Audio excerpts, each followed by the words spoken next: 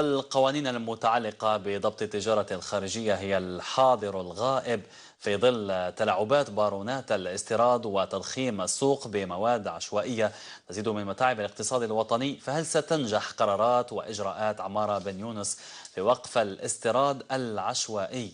سؤال والإجابة عن هذا السؤال مع سلف دعماش. بكل صراحة je suis fatigué de parler des importations.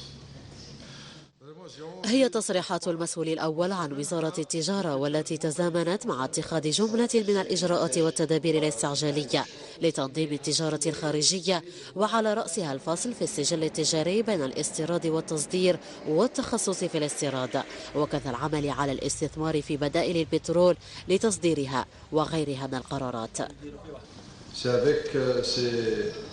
projets que nous avançons, c'est avec ces projets que nous allons construire et diversifier notre économie. يجب يكون une spécialité وبلازم يولي un spécialiste dans un domaine donné et dans ce domaine-là il excellera.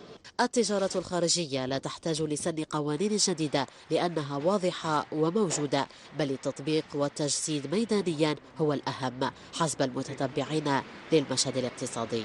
لو نرجع إلى القوانين نجد أن هناك قوانين منظمة للسوق، نجد أن هناك قوانين منظمة للتجارة، إذا تحتاج إلى التطبيق.